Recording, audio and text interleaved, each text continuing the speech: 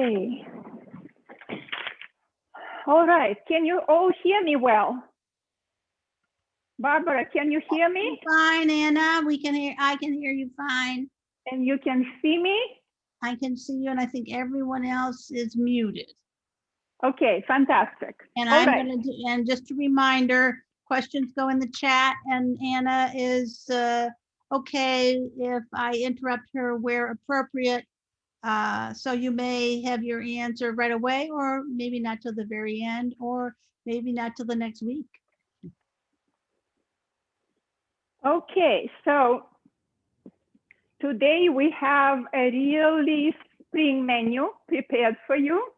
I know that you all got your recipes, so I'm excited that you're probably excited. We had a very good class last week, and I got wonderful response. And thank you so much for giving me such high marks.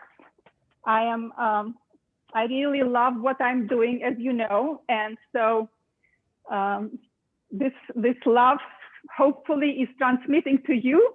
And when you're cooking, you're plugging in your love, you're relaxing, you are in a space where you're creating something very, very special that is going to feed you, but not only feed you, but nourish you and make you very, very happy. So today's menu Anna, is... we have a plant or something in the front here that's blocking some of your view.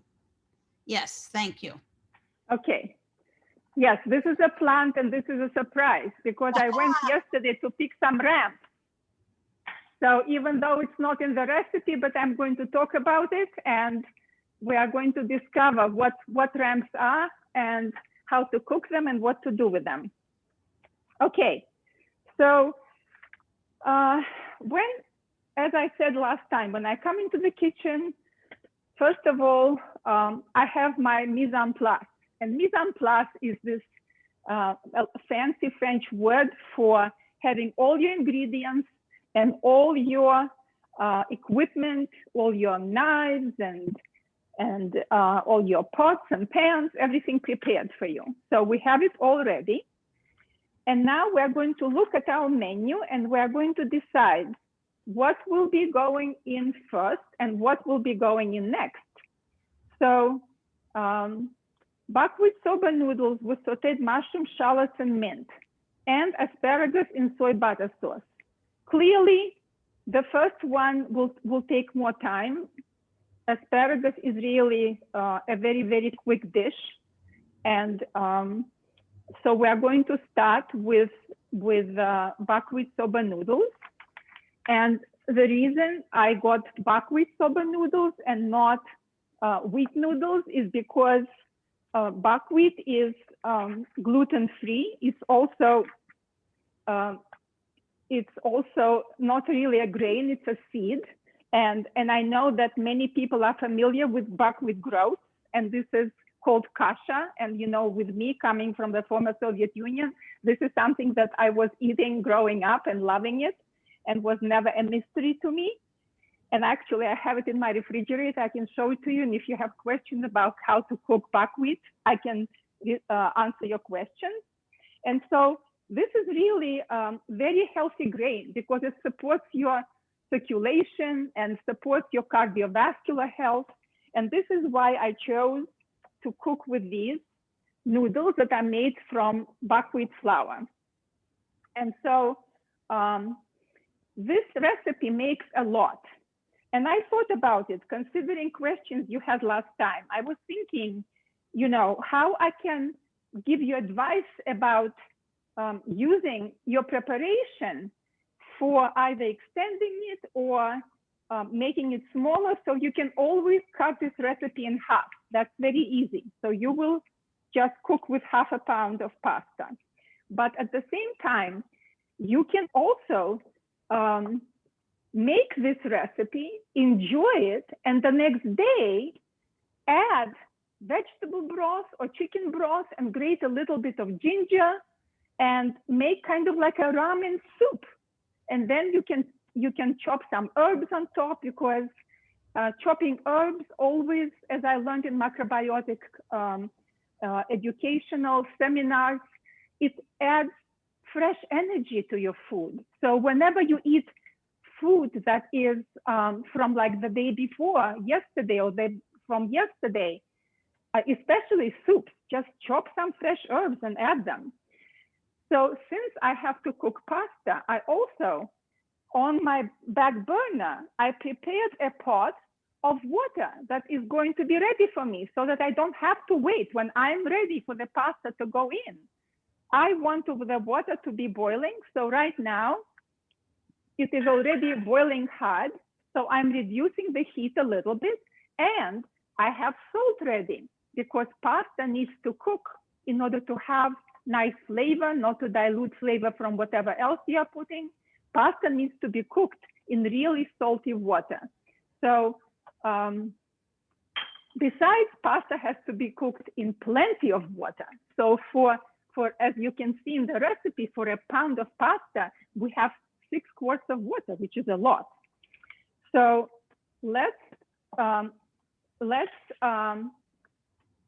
you know, we can actually wait a little bit on pasta, and I want to focus now on the mushrooms. As you can see, we have 3 varieties of mushrooms here. And mushrooms are this amazing food. You know, we hear a lot of conversations now about whether meat is good for you or not. You know, there are so many diets, and people are some being proponents of having a lot of meat, and some being proponents of not having any carbohydrates. But you know, this is all very good, except you need to know yourself.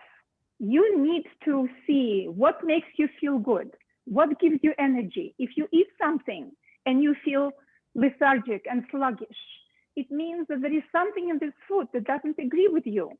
But if you eat something and you feel all of a sudden this surge of energy, and you want to do things, and you are happy, and you want to sing and dance, this is the food that really agrees with you. And so be sensitive, like listen to yourself, because nobody can tell you exactly what is good for you unless you eat it and it makes you feel good.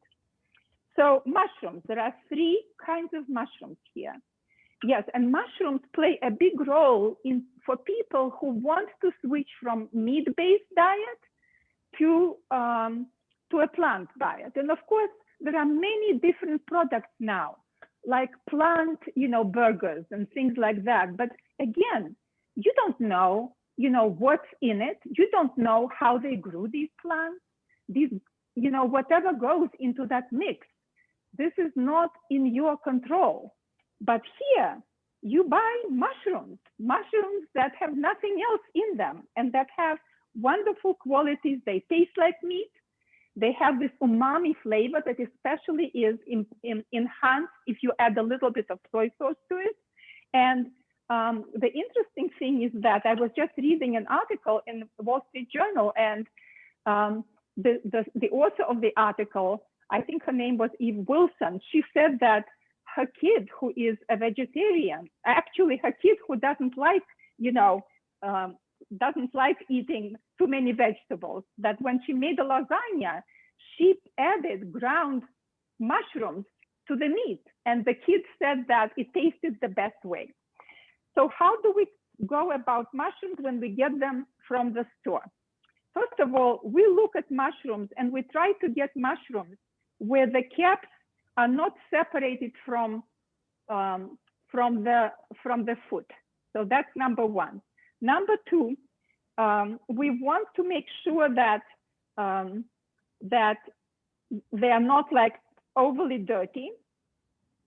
And when we clean them, we don't want to dip them into the water because mushrooms have a lot of moisture, and that will be diluting flavors, especially some mushrooms, like not shiitake. Shiitake are fairly dry, but other mushrooms do, especially white button mushrooms and also cremini, which is mini portobello mushrooms.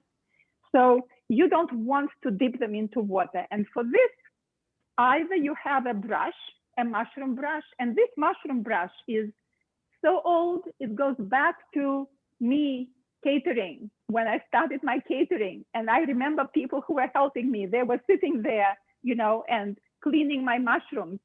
So what's good is that you can take just a little bit of water, right? And it will be sitting there, and you will dip this brush into the water and shake it out. And then you will take your mushroom and just, you know, scrub it off, scrub that dirt off very easily from the foot of the mushroom and from the cap of the mushroom. And it's extremely simple.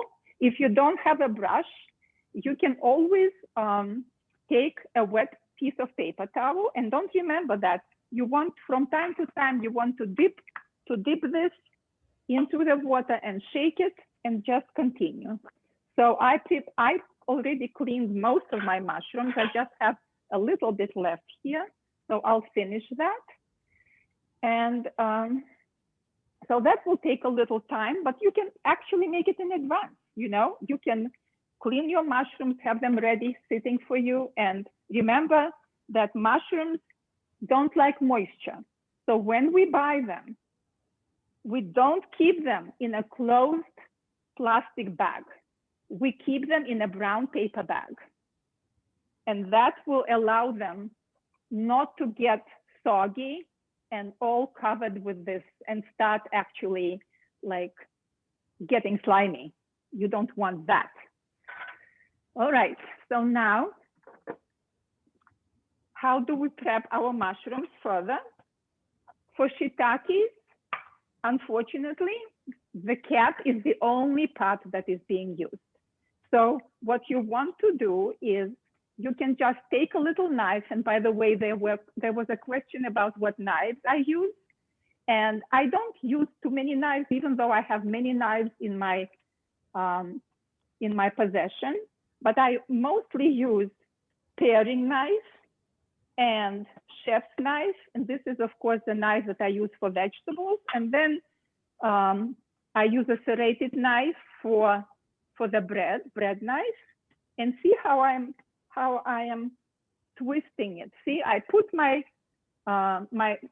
knife just the point, and then I'm rotating. See, I'm rotating the cap, and then it just separates so easily. And so it's very, very easy to do it, because if you try to just pull it out, you know, it's not that simple. It might work, not on all of them it works well, but that is another way where you don't need any knives. You just hold your stem very, very tightly, because if you don't hold it tightly and hold it loose, it will be rotating and not separating. But when it's tight and you rotate it, then you can twist off the cap very easily, okay? So now we have mushrooms ready, like oyster mushrooms, for example. They don't need to be separated from the stem. Everything there is edible. All you need to do is just take this. Let me clean it away so that you can see well. Okay. And this, of course, is a very handy tool. I hope that all of you have this tool, which is tongs, because you can, you know, toss things. You can toss salad with it. I love using my hands, but you can do it with this, and also we'll need it for pasta. All right, so now we're going to prep our mushrooms. So in the meantime, I think that it might be a good idea to check how long does it take for us to cook the pasta before we start, you know, prepping the mushrooms and cooking them, because once mushrooms are prepped and cooking them is going to be fast, then we want to assemble our dish. However, for that, we need pasta as well. So let's look at the recipe. In the recipe, it says that pasta, okay, you need to look, actually, it doesn't say in the recipe, you should look at your package. It says cook pasta for 5 to 6 minutes. So it's fairly fast. So we probably want to finish up with our mushrooms before we put pasta to cook. This is how we are reasoning. All right, so let's separate shiitake. And so we have shiitake separately, we have our oysters separately. And as you can see in the recipe, that we are going to cook them separately as well. So you need to have some kind of dish or plate ready where once your shiitakes are cooked, they are going into that plate. Once the oysters are cooked, they are also going into the plate. And once the cremini are cooked, they are separated as well. And then we'll put them all together. So let's just make sure that they all look about the same size. And it doesn't have to be like very precise, but you have to remember that if you have a huge piece of mushroom, it will cook one way.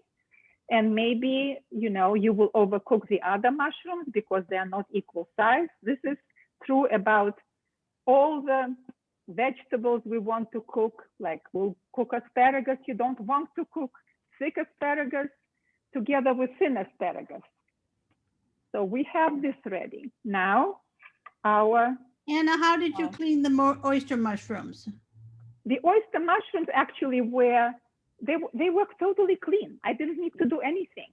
And this, again, if you see a little dust on them, for some reason, oyster mushrooms, and as well as shiitakes, they probably grow them differently because these always come with some dirt in them as well as the white buttons.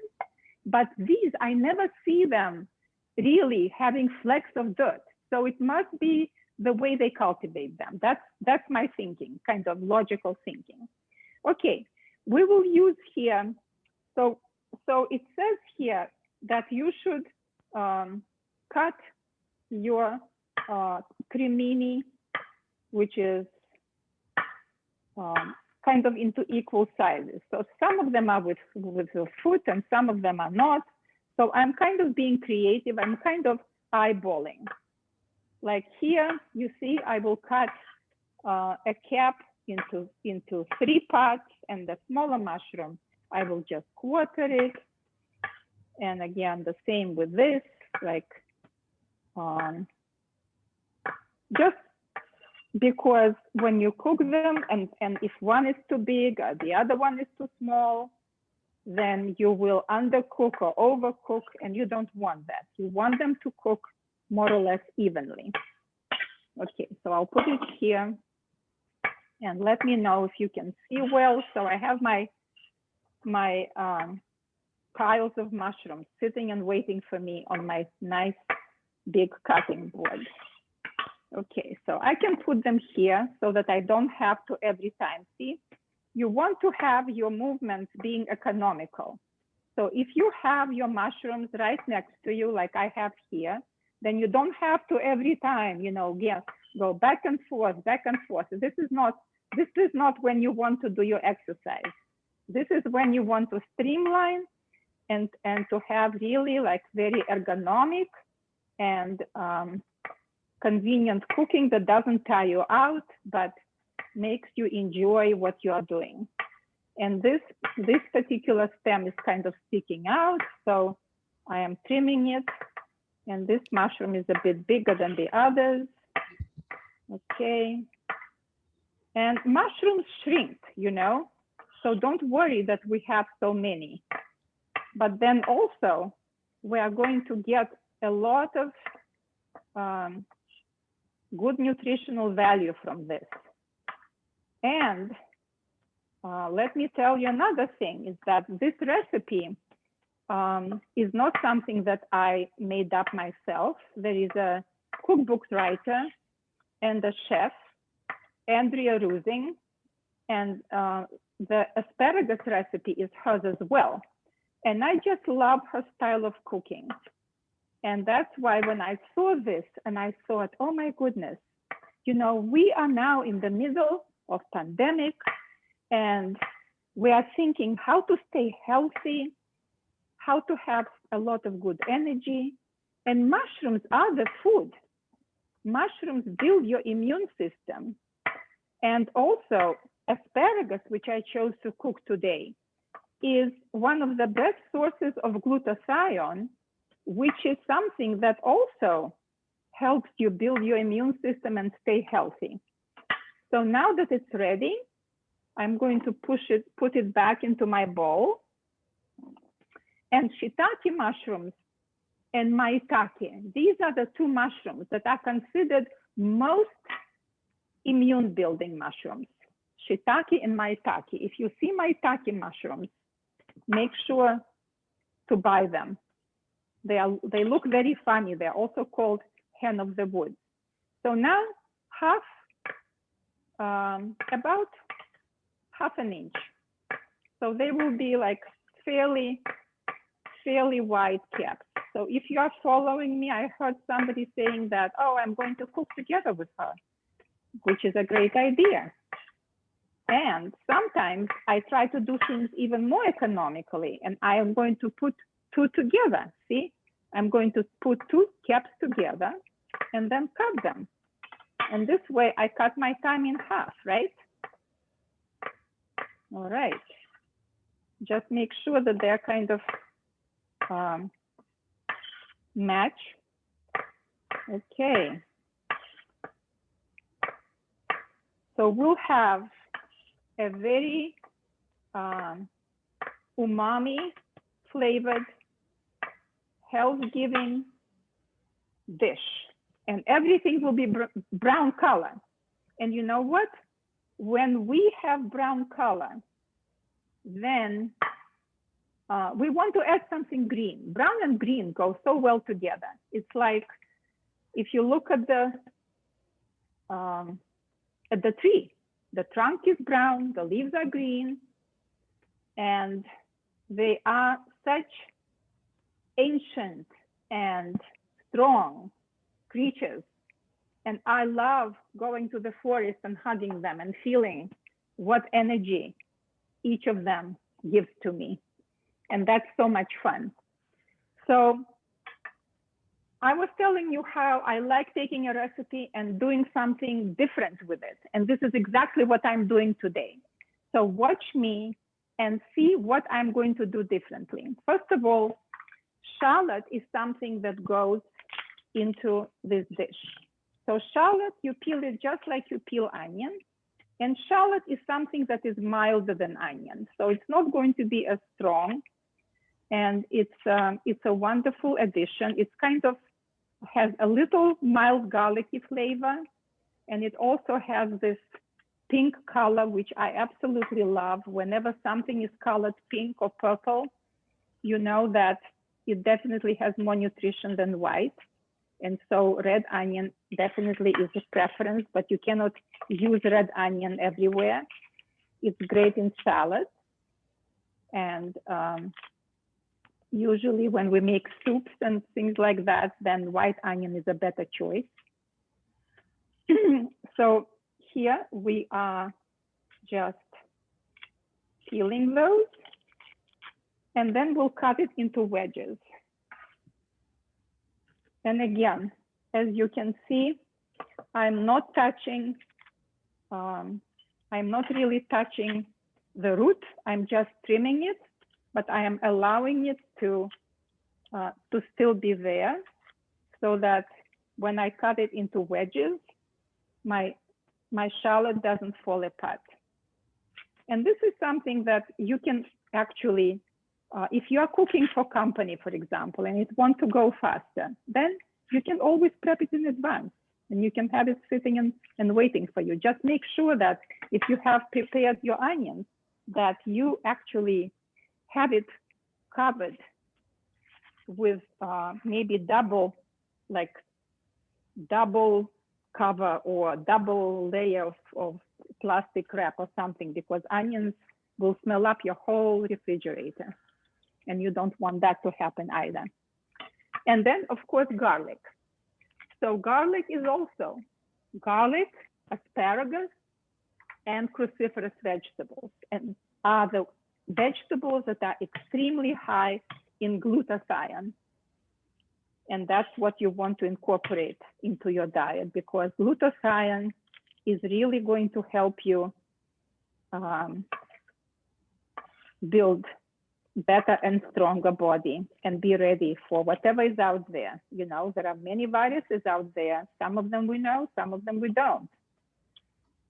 And we need to be prepared, and feeding yourself is the best way to do it, because food goes straight into your body and it nourishes with its multiple micronutrients that some of them might not even have been discovered yet. Nourishes you and keeps you happy and strong. And of course, when you eat something yummy, you are even happier. So here is something that is really a sign of spring. And we know that spring has started when we see ramps growing.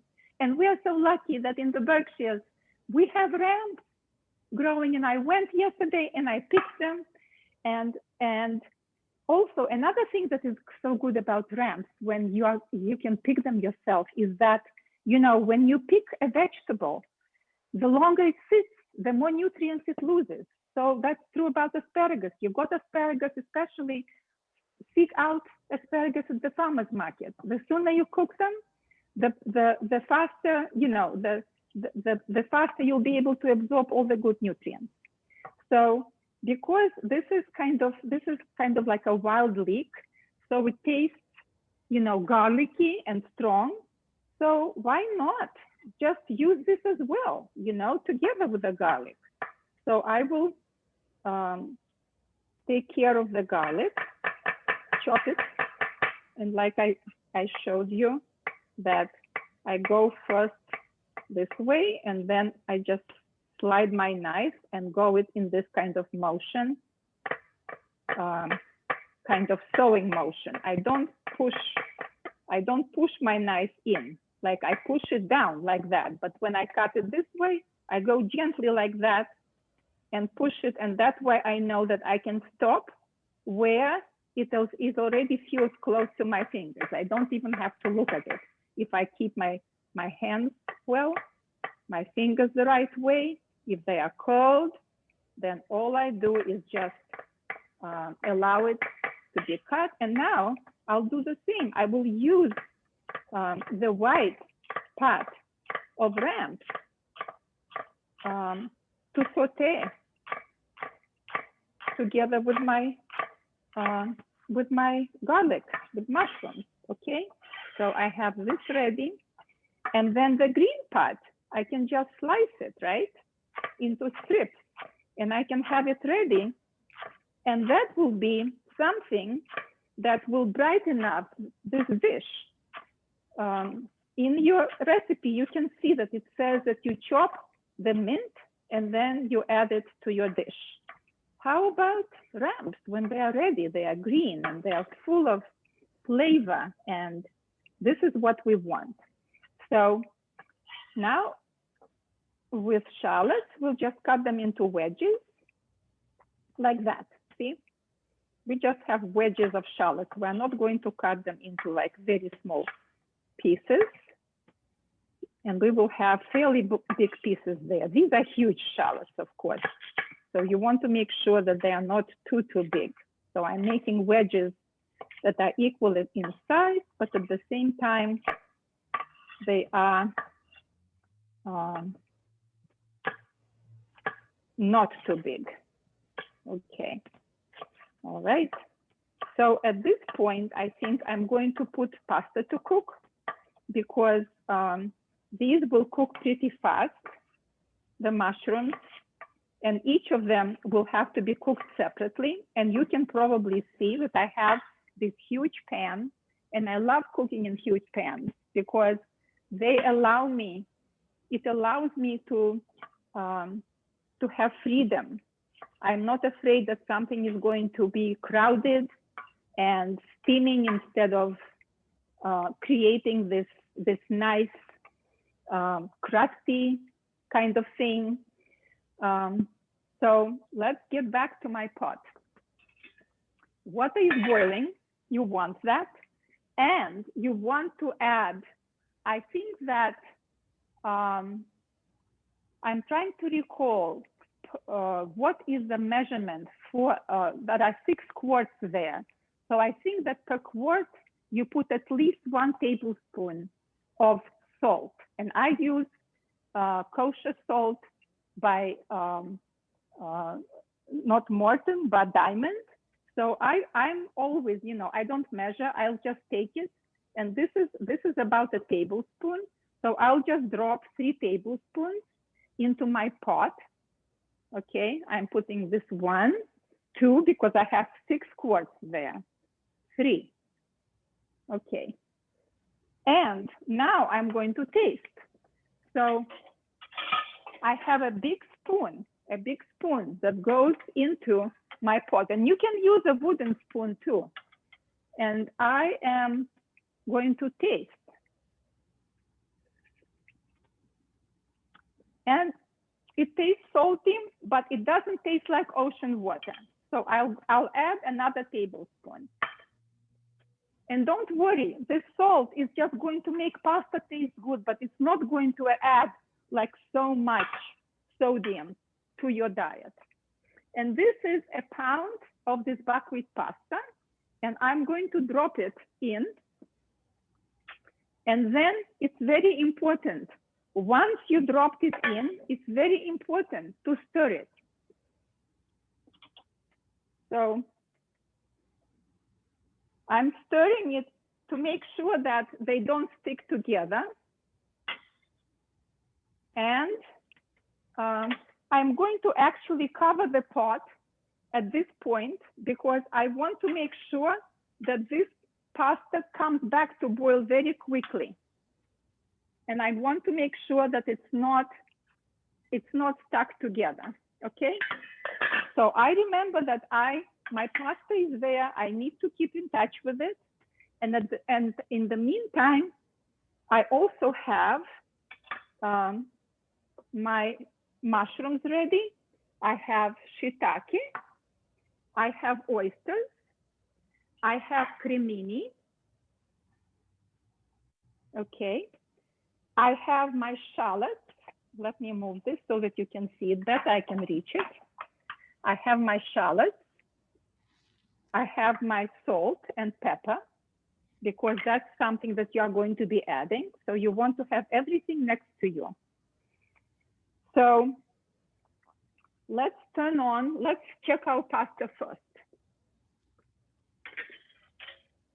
And my pasta came back to boil. So I can take also the tongs and I can just kind of, you know, pull it up and make sure that it's cooking nicely. All right. And I'm going to set my timer on 5 minutes. And you don't want to cook your pasta with a covered lid. Once the water comes to boil, you take the lid off and you continue cooking your pasta without the lid. Anna, would you move the asparagus to your side table? Great, better view. Okay, now I have my olive oil ready. And I have my salt and pepper ready. And this is my recipe right here. So I'm turning on my stove and I'm letting it warm up nicely. And I'm going to cook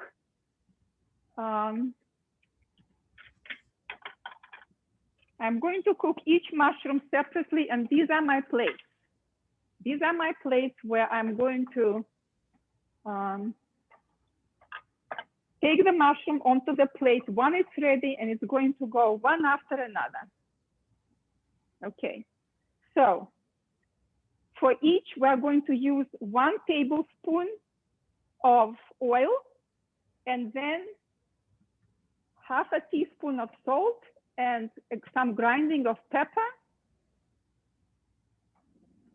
And how can you tell if your pan is ready for your mushrooms to go in, for what you are cooking to go in? You will see that it will kind of look like it's getting slicked, you know, that it starts moving easily, and make sure that it doesn't start smoking, okay? All right, so let me make sure that it's ready. You also want to have your water ready, because if you don't want to add oil, if you see that you need to move, like you need to move what's cooking there, you can always add a little water, and that's also very good method, even when you're simmering something, when you don't want to go with too much oil. Okay.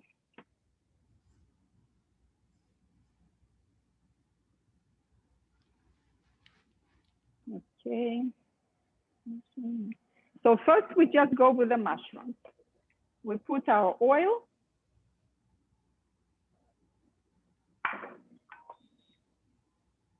We spread it around.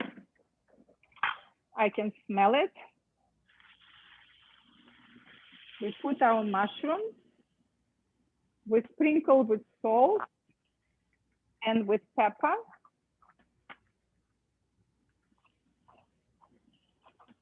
Okay. And now you just go and cook it quickly. And I inhaled, and the pepper went into my throat. So be careful inhaling it. So all you need to do is to make sure that your mushrooms are just cooked. So your heat has to be really high, and just toss your mushrooms and cook them. And at the same time, I'm keeping an eye on my pasta. Okay. It has a little longer to go. I tasted it, and pasta has a little bite to it, so it needs to cook a little longer.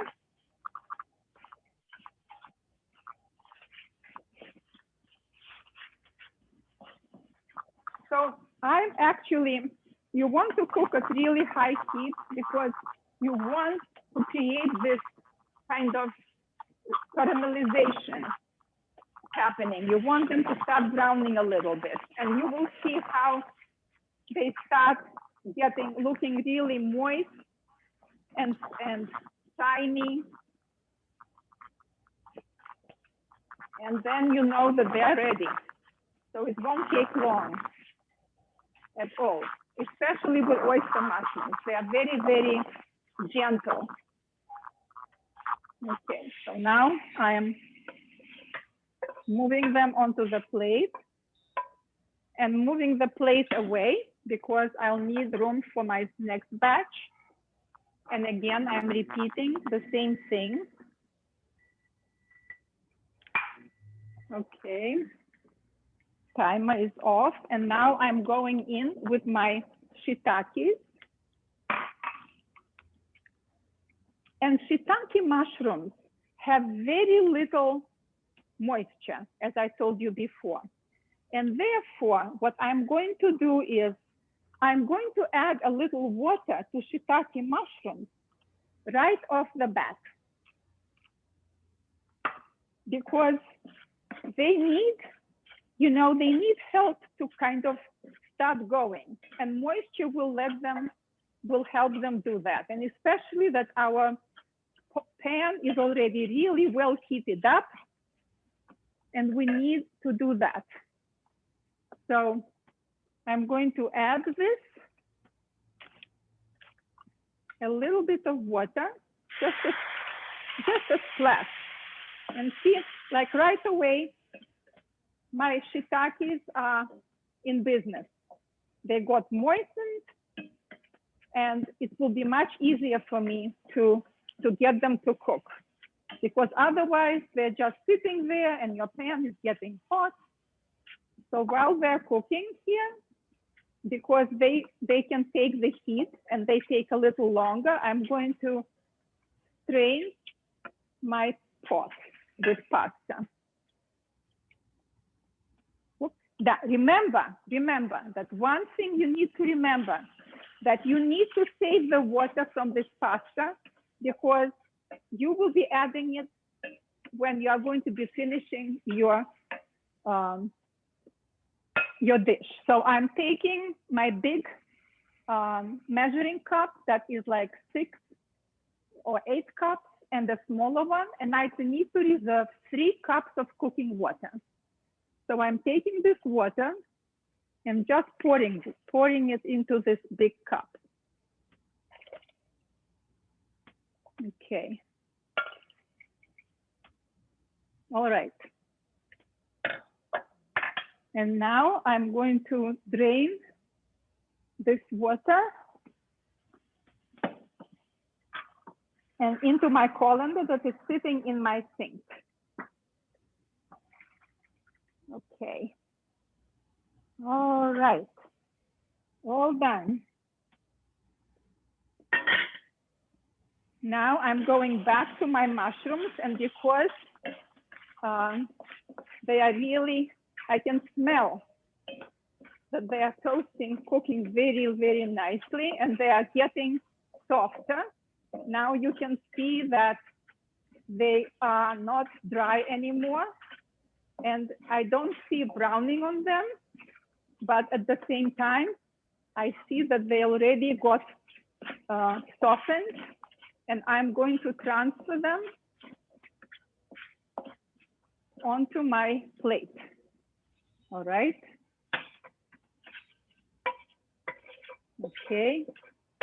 And now I will do the same thing with water as I showed you before. I will add some oil, and I will also add a little bit of water to kind of take up the bottom of this pan that needs to get a little bit of cleaning up. The stuff that's stuck there is good stuff, but I don't want to put my mushrooms into a pan that has so much of this. I'm putting it away, and I am taking my salt and pepper again.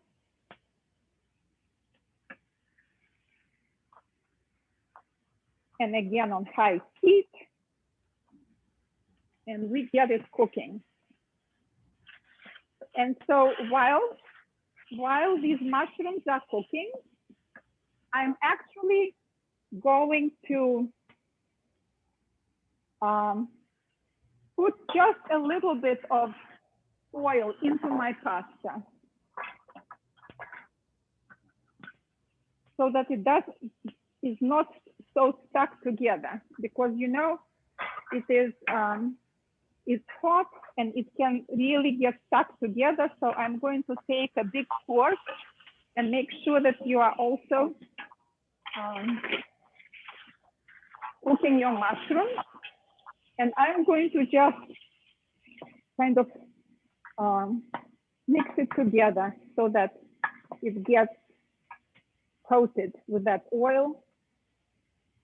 Okay, looks good. All right, it can sit and wait for me.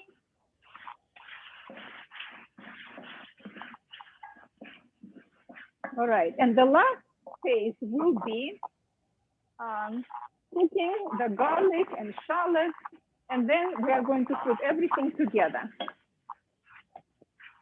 So this will take a little longer because these are kind of sturdier mushrooms. Of course, we could cut them into smaller pieces if we wanted to.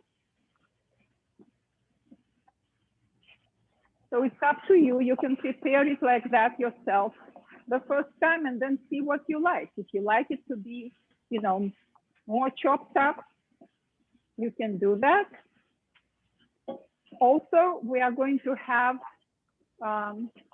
we want to put something spicy. So we have chili d'arbol, which is this, you know, little chili pepper that is dried that we can put to add some spiciness and then take it out, or even open it and let the seeds be there. If you don't have that kind of chili, you can just get red chili flakes and sprinkle a little bit and see how much you want them. You know, some people like a lot of heat and some people don't. All right, so these mushrooms look ready. And I'm going to combine these two together. So I have in my plate, one plate is mushrooms and two kinds, oysters and shiitakes. And here, as you can see, the longer they cook, the wetter they get. See, you don't even need to add any water because they let off their own liquid. And we want to kind of evaporate it a little bit. So let me taste. So good. They are so full of flavor. Just a little bit of salt and pepper gave them so much flavor. It's unbelievable. It's because they are so flavorful themselves. Now, I'm adding a little bit more olive oil, and I'm going in with our shallots.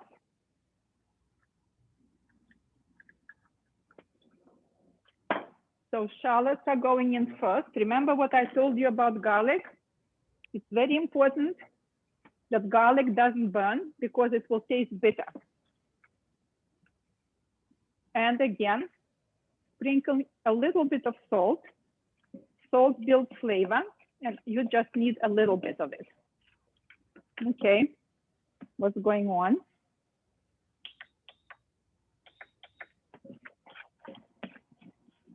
I don't see it. I don't see it. I don't hear it cooking. So I want to make sure that my little stovetop is heating. Yes, now I can hear it. See, that's why it's very important to have all your senses. You smell and you see and you taste. And this is what I'm talking about. Another thing that I prepared for this is frozen peas. And this is something that's not in the recipe. And I can actually add it to your recipe if you like this idea. I decided that with this dish being so brown, you know, with the pasta being brown and the mushrooms being brown, and means the only thing that is going to kind of brighten it, I thought, why not add green peas? Green peas would be a great addition. Green peas don't need to be blanched or anything. They can cook right in your skillet, and they will add this freshness and crunchiness. And now, of course, it's too early for the season to have peas, but frozen peas actually cook much, much easier. And they don't have to be purchased organic. Actually, frozen peas are one of those vegetables that you don't even have to buy organic. And they can be in your freezer, and you can add freshness and sweetness that is going to be very welcome here anytime. So let's also prepare our lemon. The zest of lemon, and it's going to be peeled, is also going to go in here. So I want to make sure that my shallots have softened sufficiently because I want them to be cooked through. I don't want them to be still hard.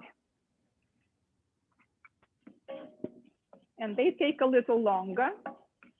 So what I can do is my trick with water. I can just put a splash of water and allow them to cook faster, because once you introduce water, water makes everything cooked faster. And see how they started glistening after I added the water? Okay, now I'm also using organic lemon because the peel I want to be organic, and I'm putting a few of the peels that I will remove later, but they will add very nice flavor. Okay, I also will add my my chilies, and they will cook together here.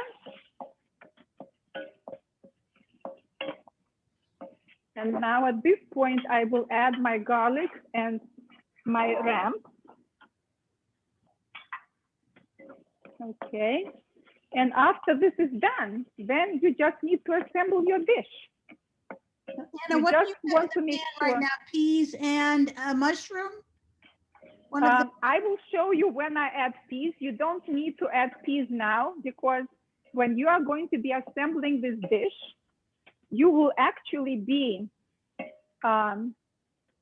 putting pasta back, mushrooms back, and also adding pasta water. And so at that point, you can add your peas, and your peas actually, together with, you know, water being heated, your peas will also be heated. See, I'm pulling this piece out because it's bigger than others, and so it's deterring me from proceeding, because it doesn't cook as fast as my other pieces of shallot. So right now in the pan, you have shallots, peas, lemon. Right now we don't have peas, we have shallots, we have chili darbol, or you can add hot pepper flakes. We have the zest of lemon and ramps. I added ramps because they're also garlicky, so I added my ramps. So before you add mushrooms, you want to make sure that your shallots have really softened, because they won't really, we are not really cooking that much after we add the water. We're just making sure that everything is kind of combined together. And actually, when you see that your shallots are soft, at this point, you can add your peas at this point, because your peas can cook together in that oil. They don't have to be cooked in water. They can be just sauteed either in oil or butter, and they have their own liquid that comes from this from the ice, you know, because they are frozen. So there is plenty of liquid there. So what I'm going to do is now just take a handful and another handful. It's up to me how much to add. I think it would be lovely to have like 3 handfuls of peas. So I'm just, you can see, I'm cooking them together, and it looks really, really nice. Tip that up again, please, Anna. Yes. Ah, thank you. Yes. Okay. So now, at this point, I can start adding back my mushrooms and see how much liquid I get now from these mushrooms. The others are not really wet. See, there is no liquid, but these cremini mushrooms gave me a lot of liquid, which is good, you know. It's very flavorful. It will help cook the other things. Like if my shallots are a little undercooked or whatever, they can sit and we can cook them together. Okay, and now I am also getting my spoons ready because I want to be tasting things. And at this point, I mix everything together. I make sure that my my pan has come back in terms of, you know, heating, because when you add these cold things, then you lower the temperature of everything else that's cooking there. So now you want to add your pasta. And this is, by the way, how when you are cooking, see how it got stuck together a little bit?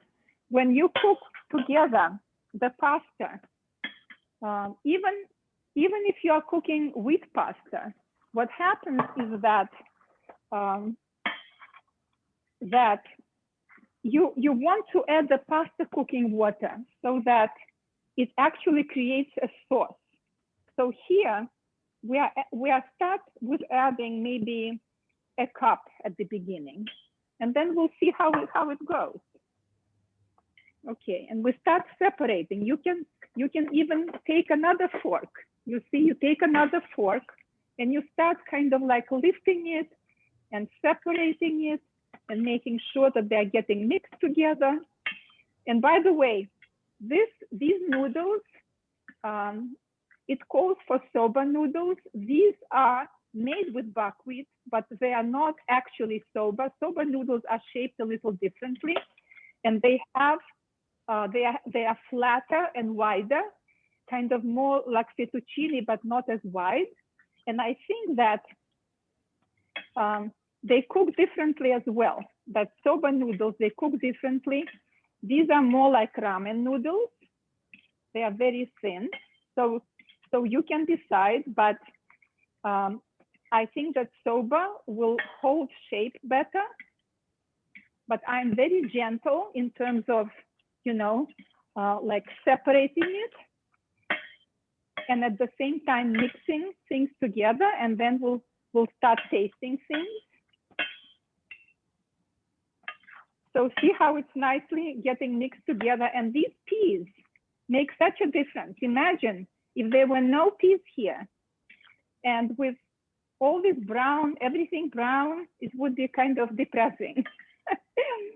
So we want to spruce it up with nice colors, and of course, the ramps, the top of the ramps will also give flavor and nutrients and the color to this dish. And then we will just add some of the chopped mint, and our dish will be totally prepared. So you see, you have a lot. You can really feed like a family of 4. This can be your dinner. Anna, just checking in the recipe, you have the cremini mushrooms in with the shallots.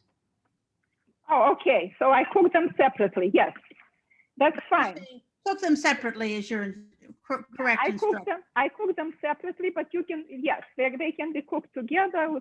And by the way, it's a good idea to cook them together. And thank you, Barbara, for pointing it out, because cremini mushrooms will actually, you saw how much liquid they are giving off, and that will help shallots to soften. So because my shallots were cooking separately, so that's why I cooked them maybe longer, because I needed them to soften and was adding water. And the liquid that is being yielded when cremini mushrooms cook is going to help them. So there will be this kind of synergy. So we are going to add more water. In the recipe, what does it say? 1.5 cups of water. And it says that you can add more if you see that it's needed. So we'll add a little more water. And at this point, I will also add my ramps. Okay. And we'll see what happens. And then we start tasting. And my ramps add. Looks like your timing is perfect. It's just 2:30. So you've spent an hour on this recipe, and we have another half an hour to do the next section. Wonderful. Thank you so much, Barbara. You are great at communicating with me, because I don't have time to look at the clock, and you're doing a perfect job. Okay, so see how pretty it is? Now we'll start tasting. Okay. All right. So I want to make sure that I get mushrooms and I get all my vegetables there. Okay, let's see. All right.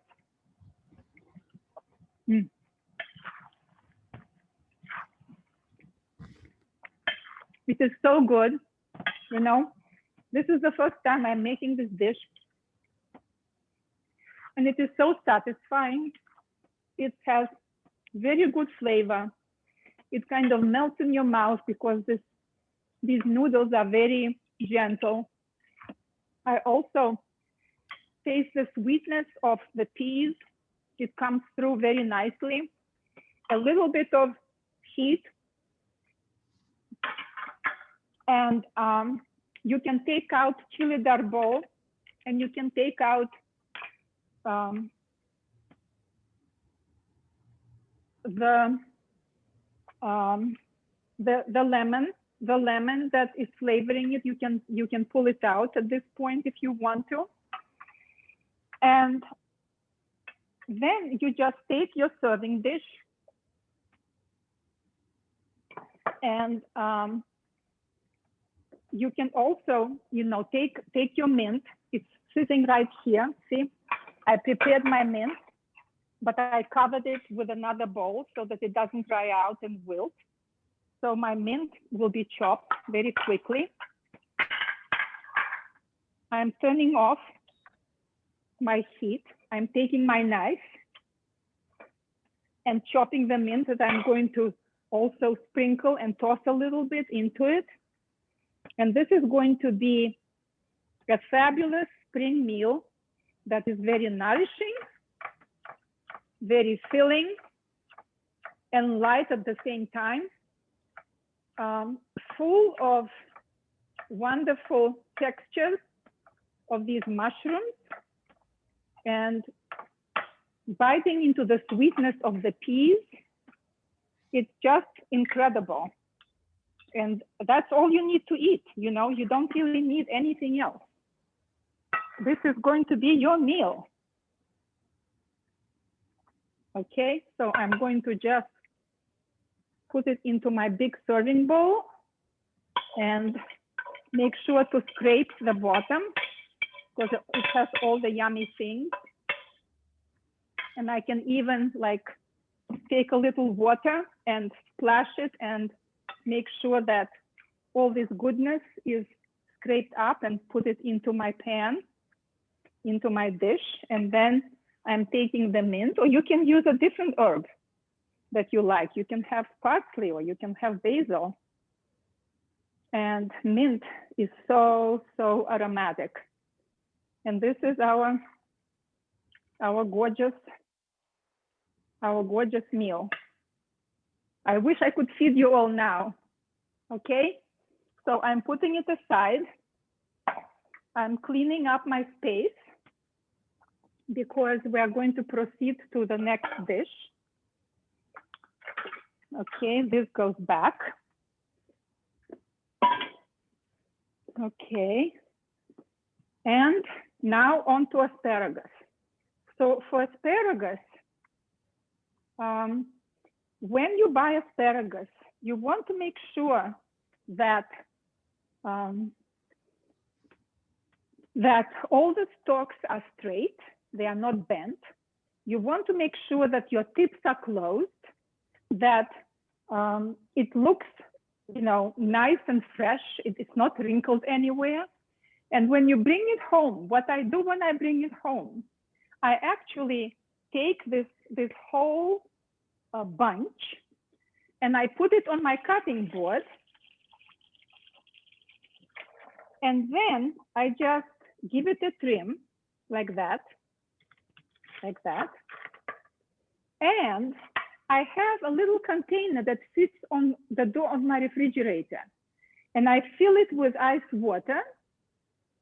And then I just put it in like flowers into a vase. And you need just a little water. And you want to still keep it tight at the bottom. Otherwise, they will be just falling out all over the place. And then you can keep it in the refrigerator. But remember that the longer you keep it, the more nutrients you are losing. So you are interested in, it's not like how long can I store it? You don't want to store it too long, okay? So then when you're ready to cook, I remember when I came to this country, and I never had asparagus in my life prior to coming to this country. I read that you need to put it into a pot where, a tall pot, and I had a special tall pot where you can submerge some of it, and then you cover it and you cook it, okay? However, I found out that there is an easier way to do it. And all you need to do to have your fry pan. Your fry pan that is big enough that when you put the asparagus, it just lies flat. It's just, you know, you can fit it lying flat like that. And what you want to do is, and I'm going to boil some water now because I want it to happen fast. I don't want to wait. So then you need to snap asparagus just where it snaps easily. You go through every stalk, right? And just snap it. And of course, this is not the only way to prepare asparagus. Asparagus is great roasted. And roasting asparagus, when you're roasting asparagus or you're broiling, that could be done as well. Then you want to have thin asparagus because you want them to really brown and have this kind of a little charring, and that will give it very nice flavor and appearance. And then you just tap to have the same, you know, length. The same length here, so that it ends on the bottom. And then you just trim it so that it looks even. Okay. And I read somewhere I was making kind of asparagus. I have an episode on my show where I'm cooking with Maya Linda Tyre, and we're making in half an hour period, we're making 3 dishes with asparagus. And one of them is actually Asparagus Caesar, where just slicing it thinly, and then you're making a dressing, kind of a Caesar dressing with Parmesan and sausage. You know, I have a lot of different gurus, and one of them says that asparagus is not so great being eaten raw, that it absorbs better and better for you when it's cooked. So I'm mostly cooking it now. So I'm going to put my asparagus into this pan, and I will put water just to cover it. And then bring it to boil. And of course, I will season it.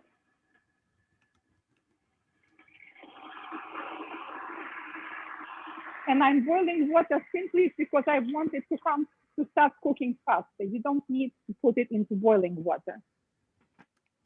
Okay. And I'm seasoning the water because it will be absorbing that water. It will be absorbing that salt. And you want to make sure that, you know, it's flavorful because it's the salt that flavors everything. And if you don't add salt, of course, it will taste different. So I'm adding salt now. Okay.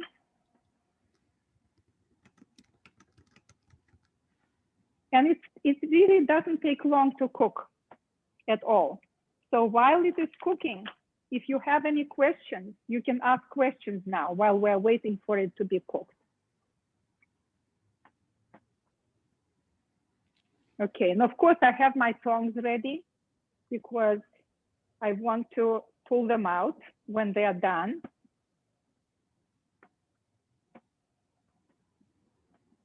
Okay, so if the asparagus is thin, it will cook much faster. This one will take a little longer, but what I'm doing, I'll show you exactly how I'm checking if it's cooked or not. I'm taking a little plate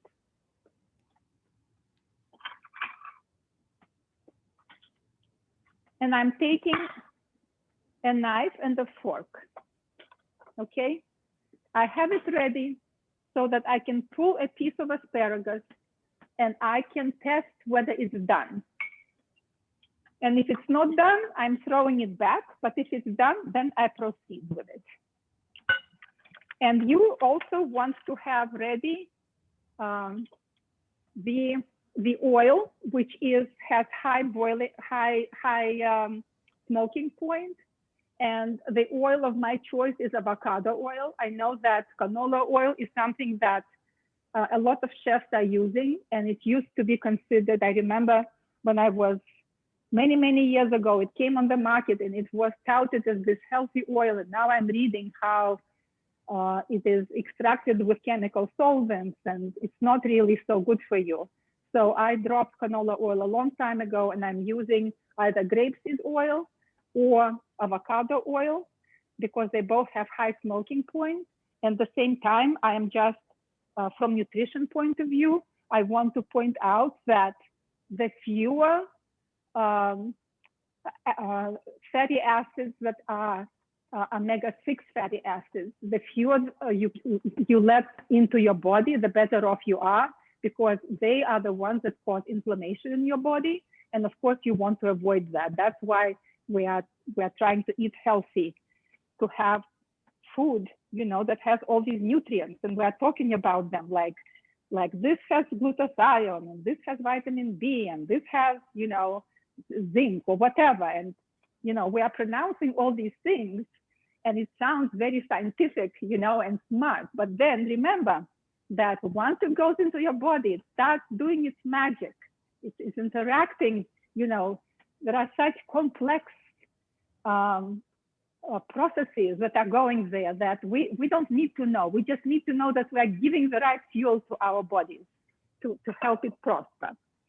So once I take it out, then I'm going to quickly crisp them up in this oil with blister it and with soy and a little bit of butter, emulsify it with a little water, and our dish is ready. And I will have also this ready, this nice dish that is elongated, that will be used to present it beautifully.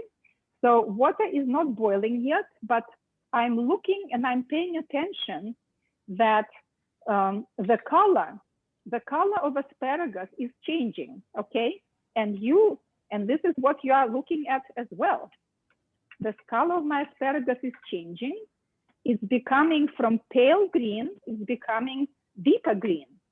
And that means that it is actually cooking already, even though the water hasn't boiled yet, but it is cooking already. And at the point when it comes to boil, and don't pay attention to me dipping my hands into very, very hot water because I'm a chef. My hands are so seasoned that I'm not afraid, even when water is boiling, to just like dip it. But you shouldn't be doing it because your hands are not seasoned and you don't want to hurt yourself. Anna, one thing, could you, if you have a moment, could you talk a little more about the best way to roast the asparagus? I have a guest that's asking for roasting tips. You have time. The best way to roast is preheating your oven to like 425 degrees, and you want to have your the rack kind of in the upper side of your oven, and make sure that you put your baking sheet when it's already preheated. So you will take a baking sheet and you will take your asparagus, you will season it with salt and pepper and with olive, and you will drizzle some olive oil, toss them together so that they are coated, put them in one layer and stick it in the oven and check after like 5 minutes, okay? And if you see that it starts like blistering and shriveling and getting covered with, you know, brown spots, you can also pull it out. It's a very different kind of sensation. Here, you want it to be a little bit on a crisp side when you're cooking it. There, you want it to be completely cooked and just delicious with this you know, roasted flavors, with a flavor of being cooked quickly and completely. Basically, it's not going to be crispy or crunchy because you didn't cook it all the way. You want it to be cooked to become soft and crunchy and crispy from you know, browning, but not from the texture of the asparagus. Okay, so let's see. So now I'm watching and I see how here I already see that the color has changed, and actually it is still crunchy. It doesn't have raw flavor anymore. And because I'll continue cooking it in oil, at this point, even though it didn't come to boil yet, it's only coming to boil now, but I don't want it to start getting limp and lose its texture. So at this point, I'm just going to pull it out and put it on my plate. Okay. And I'm getting rid of this liquid. Okay.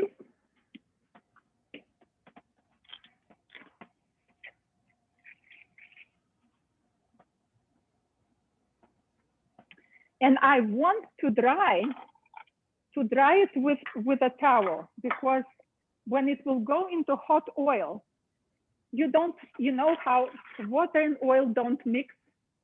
So you want to make sure that you can even, when you are taking it off the pan, you might even want to have, your cloth towel or paper towel sitting on top of this and put it on top and make sure that, you cover it, and you can just like shake like that, like you are, drying, your baby. And make sure that it's dry before you put it back onto the skillet. So now everything will be very fast. So you are going to put, again, you're going to add the soy sauce. You're going to first add the oil, and you're going to make sure that it gets browned and kind of blistered. And then you're going to add either soy sauce. I'm using coconut aminos because I'm allergic to soy. So coconut aminos will give you the same flavor. And then you are going to add a little bit of butter, and you will have also your water ready, because you want it to be emulsified, and water helps us to emulsify. So I have a little cup of water that is ready sitting next to me. So let's start. I have everything prepared. So first I am putting a little bit of oil and adding my asparagus and allowing them to blister. Okay, so we're heating this to make sure that it's hot. Okay, then we're adding the asparagus, and I'm picking it up together with my plate, and I'm bringing it right here. And I can hear, you want to really heat the pan well, because it should start like seizing as soon as you put it in. My pan wasn't as preheated, and I can hear the sound. What you are looking for, you want to hear the sound of sizzling. As soon as you put it, you want to hear that it is sizzling. So it's beginning to sizzle, and I have my tongs, and I have my butter ready, and I have my water and coconut aminos ready. So everything is ready. And this is going to give it like really nice umami flavor. And it's going to be very, very nice. I remember I tried this recipe many years ago, and my daughter, who is now a food writer and editor in New York City, and you cannot really surprise her very much with things, because, she used to be in charge of restaurant and bar section of Time Out New York. So she was going to all kinds of restaurants and eating amazing food. And then when I made this dish, she just fell in love with it. So I thought, okay, this is something that I have to share with my wonderful group, because we want them to cook something really, really special and yummy. So this is really,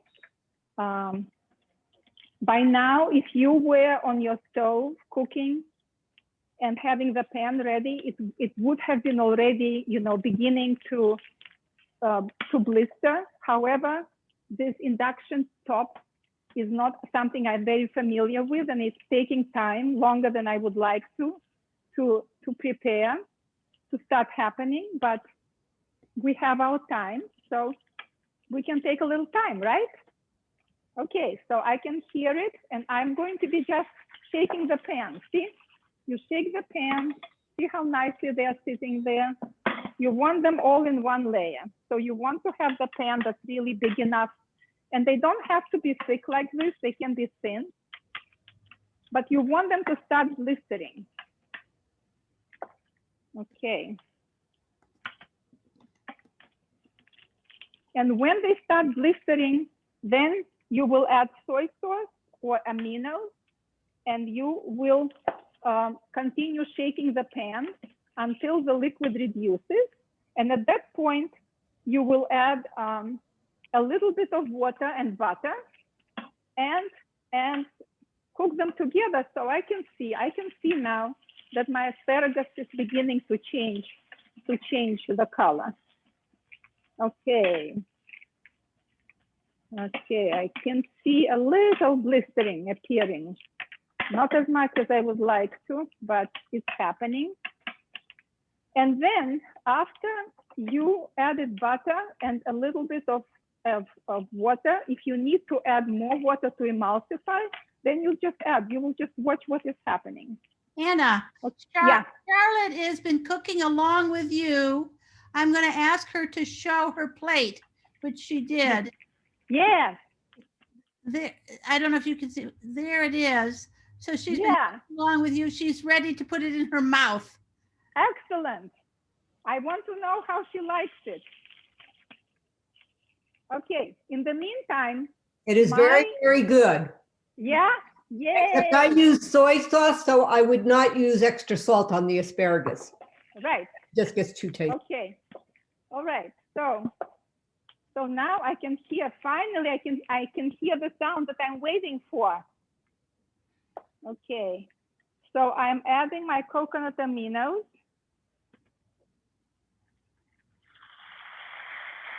Okay, waiting until it is reduced. Okay, then I'm adding my butter. My aminos are reduced. I'm adding my butter and a little bit of water. Okay, cooking them together, making sure that it's coated. And shaking the pan.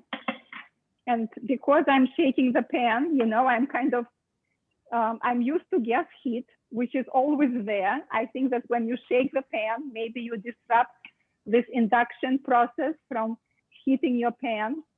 So I have to wait longer. Unfortunately, if I were on my gas stove, it would have been already happening faster. Okay, so now, I see that it's emulsifying, it's reducing, emulsifying. I can see how my liquid is thickening and it's beginning to coat, and I don't really need to add any more water. And I'm just going to use a little bit of black pepper because I just love black pepper everywhere. Let's see how it tastes. Okay.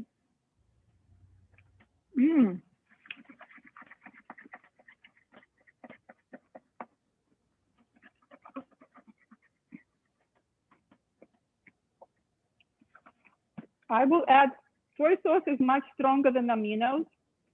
So I will add a little bit more aminos because to me, the flavor hasn't developed yet.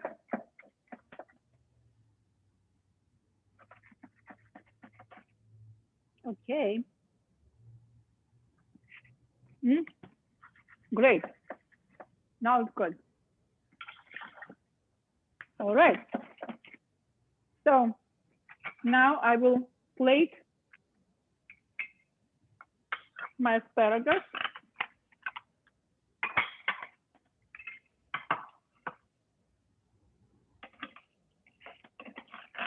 It is coated, it's nicely coated. I'm turning off my heat. It's nicely coated with this emulsion. So I'm putting it onto my serving dish. Okay.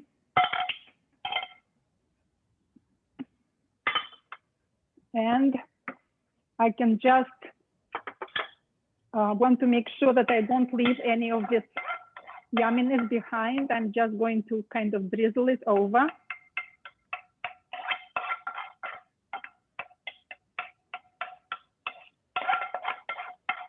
Okay, it's done. And it will be very nice with some lemon. So I'm going to slice some lemon.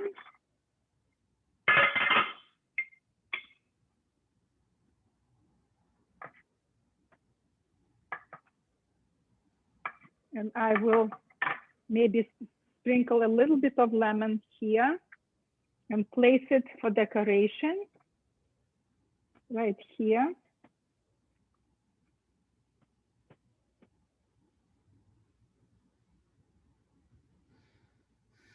And you have a yummy spring dish that you can enjoy. Okay. So do you have any questions for me? Nothing coming in right now, just compliments. Larry and Gail said, wonderful program. Thank you. And Charlotte, who was cooking along with you, said she said it's delicious. She did use the low sodium soy sauce. Okay, wonderful. It's all, you know, your palate. It is your palate. Yeah. Something must be right for me, but not right for you. So that's why I always encourage you to taste as you are cooking and to adjust flavors, because flavors develop when you are cooking, not when you are done cooking. Then, you know, your vegetables or anything that you are cooking, they're absorbing it and giving you, you know, presenting you with the best that they can do for you under the circumstances when you are trying to enhance their flavors the way you know how. Okay, Louise says, terrific. Now I'm hungry. And Joanne Hardy says, wonderful show. I'm off to the kitchen to put my mushrooms in a brown bag. Thanks for that tip. And somebody asks, what is a ramp? What is a ramp? A ramp is actually, it's considered wild leek. A ramp is considered a wild leek, and it grows in the forests in certain areas of our country, including Massachusetts. And it has a very short season. It starts kind of around now, mid-April, and lasts until probably the end of May. And you will see it, you know, in like if you go to Guido's down the road, yeah, they will be selling it. But you can pick it yourself. And the important thing is to know how to pick it, because you don't want to take the plant together with its root, because you want to make sure that your picking is sustainable, that you're allowing the roots in the soil so that it can proliferate and continue growing instead of you know, getting rid of it together with the root. Then there won't be anything to come back. So I go with a knife, and I go with my rubber boots, because I want to make sure that I don't get any ticks, and with gloves. And then I just kind of open the soil a little bit. It's usually, you know, the floor of the forest that is covered with old leaves. I open it up and I cut nicely close to the root, which I don't see. And then I put it into my plastic bag, bring it home, and then I put it in the refrigerator, you know, and then I use it. Maybe next time what I can do is show you how to make ramp pesto. If you are interested, I can show you how to make ramp pesto, and then you can actually use it on many different dishes. It's easy to make, and it's very flavorful. A little goes a long way. It has a pretty strong garlicky flavor, and it's full of nutrients and wonderful energy. So I hope that this will inspire you to enjoy what you are doing, making things that are creative, that interesting, and that feed your body and soul. And thank you for joining me today. Great, thank you.